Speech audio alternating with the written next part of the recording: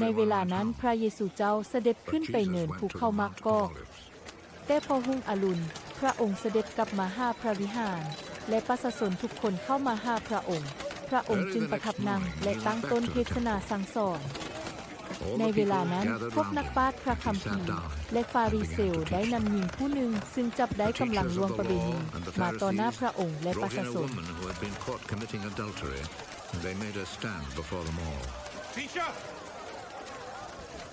แล้วทูลพระองค์ว่าพระอาจารย์หญิงผู้นี้จับได้พวงกำลังล่วงประเวณีอยู่ในกฎหมายโมเสสสั่งให้เอาหินเกี่ยวใส่คนชนิดนี้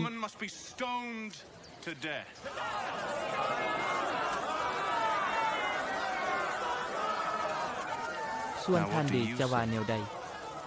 พวกเขาเว้าดังนี้ก็เพื่อหวังจะจับผิดและหาเรื่องใส่พระองค์พระเยซูเจ้าทรงก้มลงแล้วเอาเนื้อมือเขียนใส่ดิน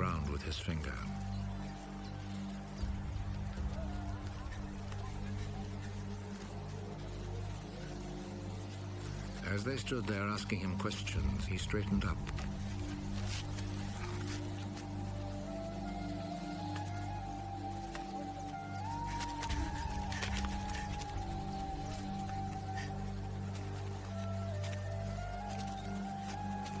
ย้อนเข้าถามจีจอลายพระองค์จึงเงยพระพักขึ้นกล่าวแก่เข้าว่า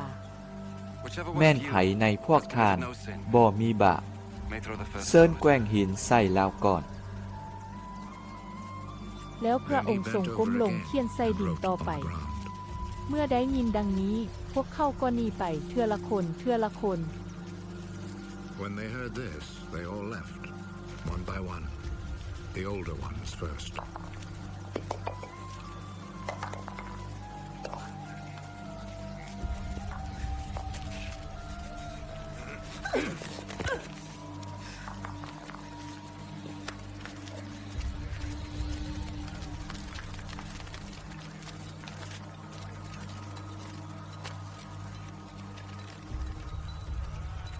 Jesus ผู้เท่าไปก่อนยังเหลือแต่พระองค์ผู้เดียวกับหญิงคนนั้นพระเยซูเจ้าจึงเงยขึ้นกล่าวแก่หญิงคนนั้นว่า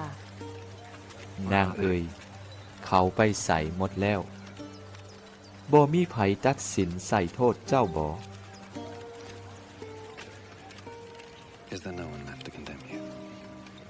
บ่มีไผค่าน้อยเฮาก็บ่เอาโทษเจ้าคือกันไปเสียและอย่าทำบาปอีกต่อไป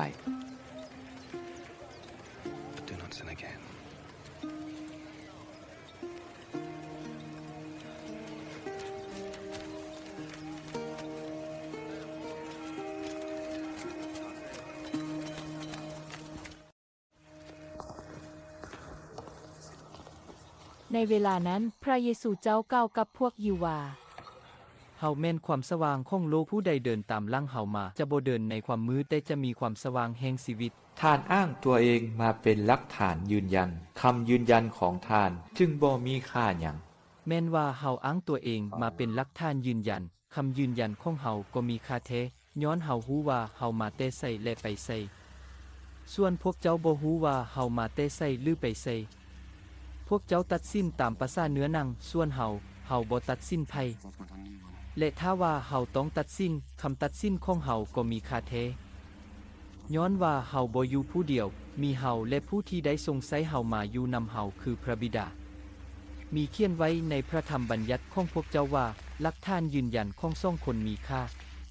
เฮาเองเป็นหลักฐานยืนยันให้เฮาและพระบิดาผู้ทรงใช้เฮามาก็ยังเป็นหลักฐานยืนยันให้เฮาด้วยพระบิดาของท่านอยู่ไสพวกเจ้าบ่ฮู้จักเขาและบ่ฮู้จักพระบิดาของเฮาถ้าพวกเจ้าฮู้จักเขาพวกเจ้าก็จะฮู้จักพระบิดาของเฮาด้วยพระองค์กล่าวข้อความเหล่านี้อยู่ใกล้ห้องประคังเวลาพระองค์เทศน์สอนอยู่ในพระวิหารบ่มีภัยจับพระองค์ย้อนว่าบ่ทันถึงเวลาของพระองค์เฮากำลังจะไปพวกเจ้าจะซอกฆ่าเฮาและพวกเจ้าจะตายขาบาปพวกเจ้าจะไปบ่อนเฮาไปนั้นบ่ได้เพิ่นจะฆ่าตัวเองตายบ่จึงเว้าว่าพวกเจ้าจะไปบ่อนเฮาไปนั้นบ่ได้พวกเจ้าเป็นคนเบื้องลุ่มเฮาเป็นคนเบื้องบนพวกเจ้าเป็นชาวโลกส่วนเฮาบ่แม่นชาวโลก เฮาได้บอกแล้วว่าพวกเจ้าจะตายขาบาปแม่นแท้ถ้าพวกเจ้าบ่เชื่อว่าเฮาแม่นผู้เป็นอยู่พวกเจ้าก็จะตายขาบาป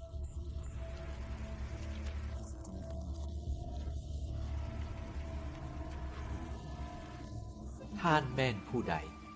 แม่นคือเฮาได้บอกพวกเจ้าแล้วเฮายังมีหลายเรื่องต้องเว้าและตัดสินเกี่ยวกับพวกเจ้าแต่ผู้ที่ได้ทรงใช้เฮามาเป็นผู้สัตย์จริงและสิ่งที่เฮาได้รับจากพระองค์เฮาก็เอามาสั่งสอนอยู่ในโลก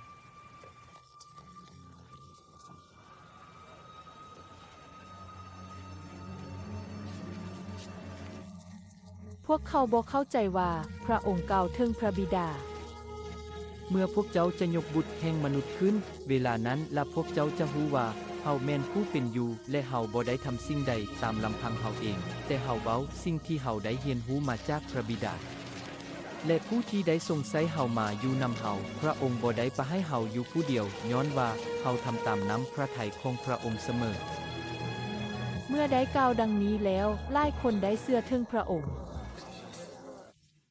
ถ้าพวกเจ้ามั่นคงอยู่ในคำสั่งสอนของเฮาพวกเจ้าก็จะเป็นลูกศิษย์ของเฮาแท้พวกเจ้าจะรู้จักความสัตย์จริงและความสัตย์จริงจะทำให้พวกเจ้าเป็นอิสระเสรีพวกเฮาแม่นเชื้อสายอับราฮัมพวกเฮาบ่เคยเป็นข้อยทาสใครเลยเป็นหยังท่านจึงเว้าว่าพวกเจ้าจะเป็นอิสระเฮาบอกพวกเจ้าเป็นความจริงว่าผู้ใดทำบาปก็เป็นข้อยทาสของบาปผู้เป็นข้อยทาสบ่ได้อยู่ในเรือนเสมอไปแต่ผู้เป็นลูกเต้าอยู่ในเรือนเสมอดังนี้ถ้าพระบุตรมาปลดปล่อยพวกเจ้าให้เป็นอิสระเสรีพวกเจ้าก็จะเป็นอิสระเสรีอย่างแท้จริงเฮารู้ดีว่าพวกเจ้าแม่นเชื้อสายของอับราฮัมแต่พวกเจ้าก็ยังหาทางฆ่าเฮาย้อนว่าวาจาของเฮาบ่ได้ซึมซาบเข้าในใจพวกเจ้าส่วนเฮาเว้าสิ่งที่เฮาได้เห็นอยู่นำพระบิดาของเฮาส่วนพวกเจ้าก็ทำสิ่งที่พวกเจ้าได้ยินจากบิดาของพวกเจ้าบิดาของเฮาแม่นอับราฮัมถ้าพวกเจ้าเป็นบุตรหลานของอับราฮัมพวกเจ้าก็คงจะได้ทำเวียกการที่อับราฮัมได้กระทำแต่พวกเจ้าซอกหาทางจะฆ่าเฮาผู้เว้าความสัตย์จริงที่ได้ยินมาจากพระเป็นเจ้าอับราฮัมบ่ได้ทำแบบนี้ดอกพวกเจ้าทำเวียกการที่บิดาของพวกเจ้าได้กระทำพวกเฮาบ่แม่นลูกนอกกฎหมายพวกเฮามีพระเป็นเจ้าเป็นบิดาแต่ผู้เดียวถ้าพระเป็นเจ้าแม่นพระบิดาของพวกเจ้าจริงพวกเจ้าคงฮักเฮาย้อนว่าเฮาเกิดจากพระเป็นเจ้าและมาจากพระเป็นเจ้าด้วยเฮาบ่ได้มาตามลำพังตัวเองแต่แม่นพระองค์ได้ทรงใช้เฮามาเป็นหยังพวกเจ้าจึงบ่เข้าใจความเว้าของเฮาแม่นย้อนพวกเจ้าฟังบ่ได้เรื่องพวกเจ้ามีพี่ปีศาจเป็นบิดาและพวกเจ้าอยากเฮ็ดตามความปรารถนาของผู้เป็นบิดาของพวกเจ้าให้สำเร็จแต่ต้นเดิมมันแม่นผู้ฆ่าคนมันบ่อยู่ในความสัตย์จริงย้อนในตัวมันบ่มีความสัตย์จริงเลยเมื่อมันเว้าตัวมันก็เว้าไปตามสันดานของมันย้อนมันเป็นเจ้าขี้ตัวและเป็นพ่อของการขี้ตัวส่วนเฮาย้อนเฮาเว้าแต่ความสัตย์จริงพวกเจ้าจึงบ่เชื่อเฮาให้ในพวกเจ้าจะพิสูจน์ได้ว่าเฮามีบาปหากว่าเฮาเว้าแต่ความสัตย์จริงเป็นหยังพวกเจ้าจึงบ่เชื่อเฮาผู้ใดเป็นฝ่ายพระเป็นเจ้าก็เชื่อฟังพระวาจาของพระเป็นเจ้าพวกเจ้าบ่เชื่อฟังก็ย้อนว่าพวกเจ้าบ่เป็นฝ่ายพระเป็นเจ้าพวกเขาเว้าว่าท่านแม่นคนสามานีและคนทึกผีสิงบ่แม่นบ่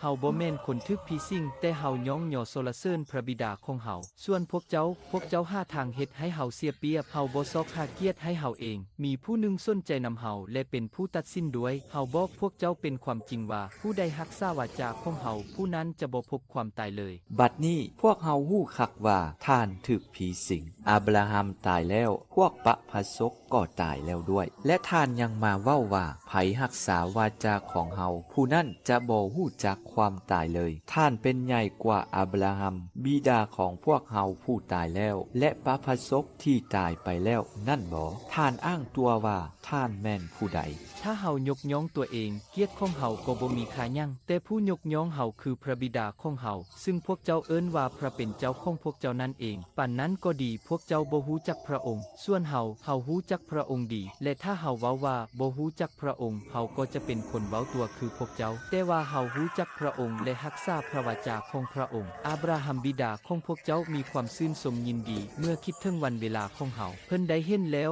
และได้มีความชื่นชมยินดีท่านบ่ทันมีอายุพอ50 ปีแล้วเว้าว่าได้เห็นอับราฮัมซั่นบ่เฮาบอกพวกเจ้าเป็นความจริงว่า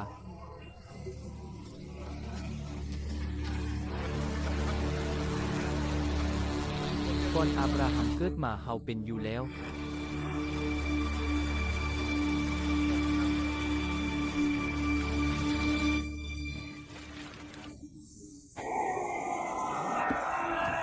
วกเขาเลยพากันจับก้อนหินจะแกล้งใส่พระองค์